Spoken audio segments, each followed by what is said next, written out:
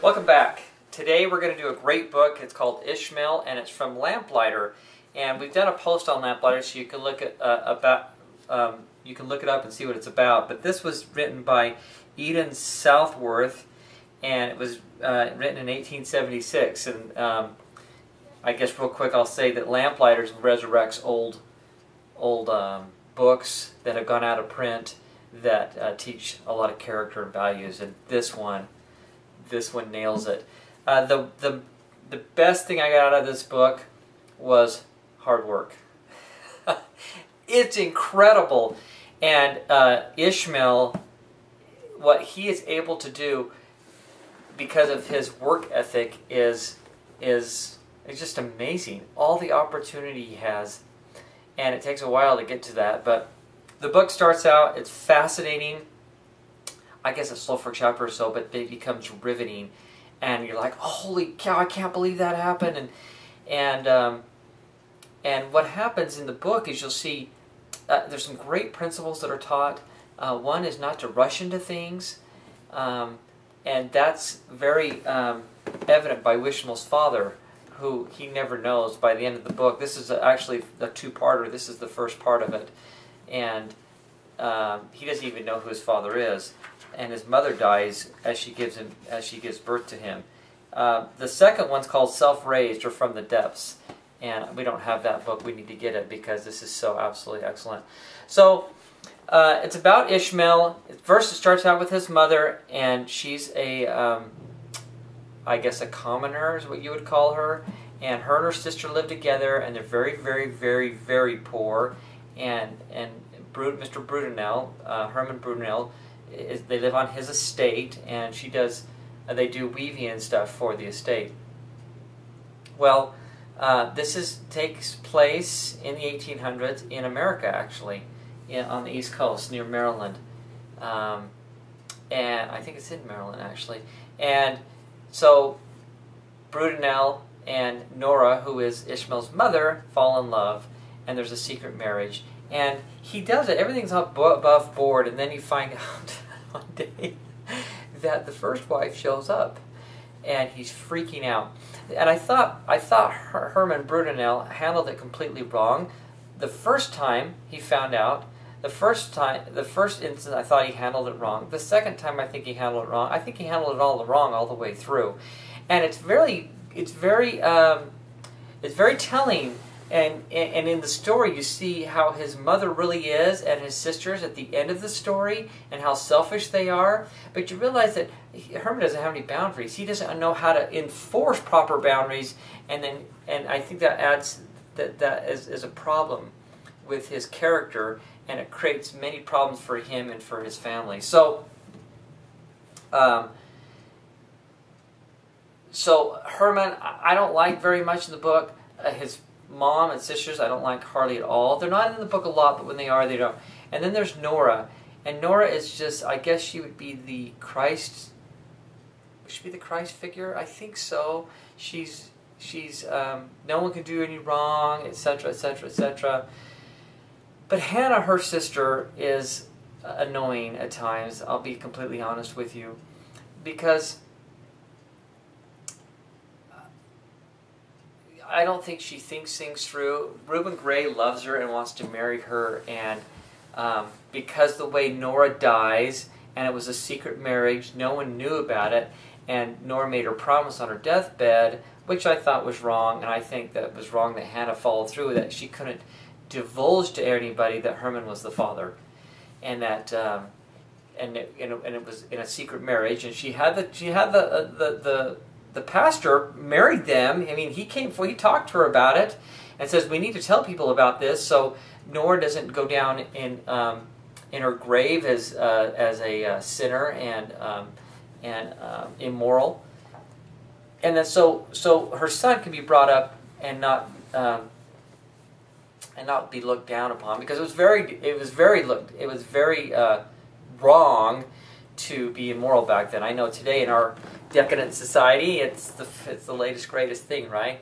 But back then, when the morals were strong, then they had a huge problem with it. So I thought that was all handled wrong.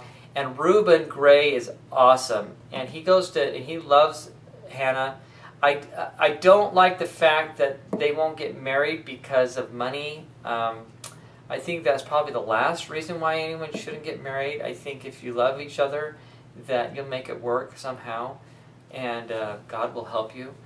But nonetheless, they don't get married for a long time. And he's just as faithful as the night is long. He's such an awesome character and just as polite as can be. And he just totally loves Hannah.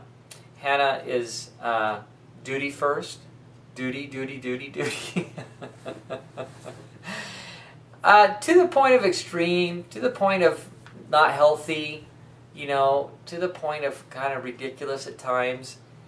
But overall, the book flows really well. It's a really gripping story. How he gets to his first book is just awesome. Sometimes the author, E.D.E.N. Southworth, portrays Ishmael as kind of like, I'd say like can do no wrong, you know, that if there's a situation he's going to do right no matter what. And I think the integrity, I think that's possible. I don't think it's totally unrealistic. I think it's 1 in a million, but I think someone could be that way. But I like how he that's a Spanish word, how he carries himself and how he takes care of things that need to be taken care of. And he's always a gentleman, and works hard. I mean, he works himself into the ground, and he's able to completely change from absolute poverty to, he goes from the low class to upper middle class. Obviously not the wealthy elite, but very, very comfortable, very well-to-do. And at the end of the book, he's just starting into his profession as an attorney, and he's found the love of his life. Hey, meaning the love of his life is in profession. Isn't that what we should all be doing? Doing what we love to do. I read a quote yesterday from, is it Buckminster Fuller, I think it is, and he said something along the lines, God, I wish I had that quote in front of me right now, but he said, once you find out what you love to do, and you start doing what you love to do professionally, then everything changes. Something like that. I'm really paraphrasing the quote, but Ishmael finds out what he loves to do, law, and he studied voraciously. And it's just awesome. And I really think this happens in real life. I think when you are bound and determined to do something, and you're focused, and that's what you really, really want to do, that people will say the universe shifts. I think God is the universe. I think He just makes it a way.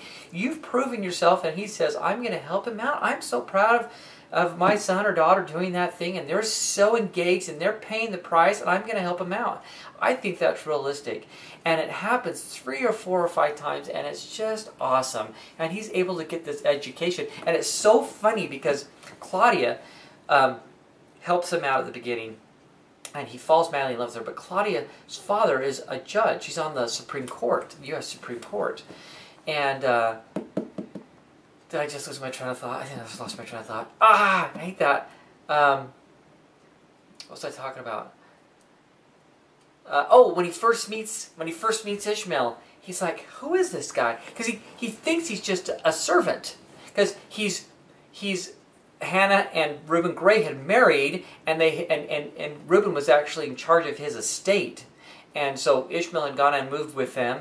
And when he met him, he's like, he thought he was just a commoner, kind of like Reuben was. Reuben's very uneducated, could hardly read, could hardly do math. He had to have his daughter help him, and then he had Ishmael help him, and he's just surprised and he's stunned that this young man can speak so eloquently, and he's so good, and he organizes his library, and it's all because of hard work and passion and God intervening and helping out. And it's just a tremendous story. It's on the top 100 for me, because of the work ethic and the character. I think everyone should read it. It's just, not the author, but the Lamplighter. I can't remember his name. The guy that runs Lamplighter that resurrects these books. He says, we were on a conference call one time, listening to it's like a webinar he did, but it was on the phone.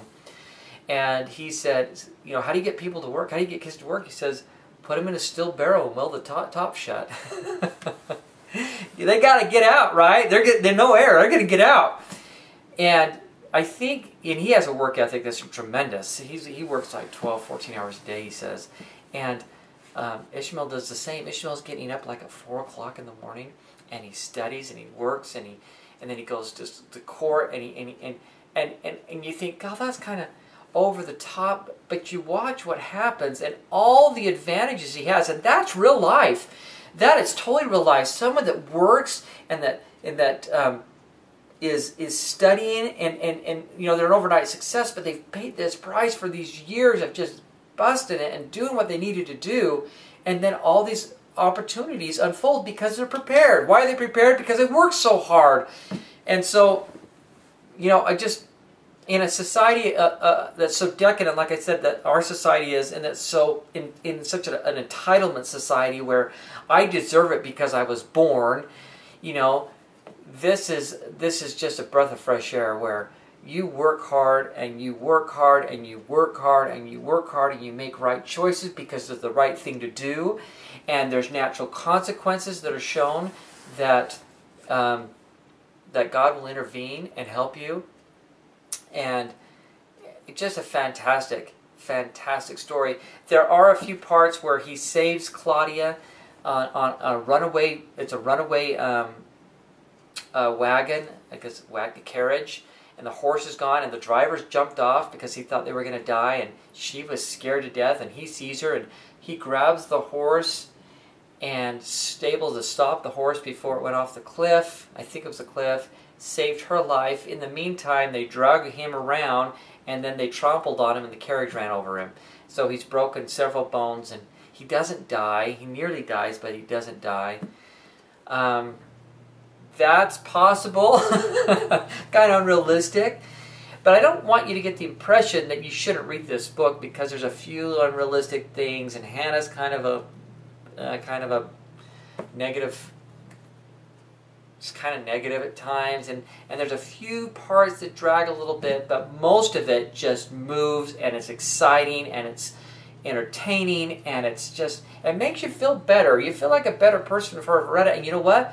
I work hard. I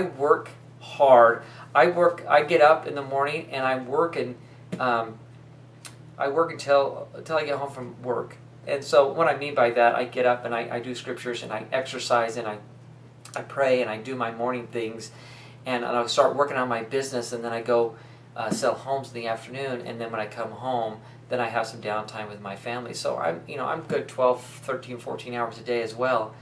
And I was like, I finished reading, I was like, I gotta work some more. I gotta work harder, because she does such an incredible job of showing all the advantages of someone that's willing to pay the price, the correct price, and how it just opens up all these doors. I absolutely loved it, and it's a top 100 for sure. So it's called Ishmael. It's by E.D.E.N. Southworth, and I think the only place you can get it through Lamplighter, rare collection series. But Lamplighter's awesome. Look up the post on Lamplighter as well, and enjoy the book.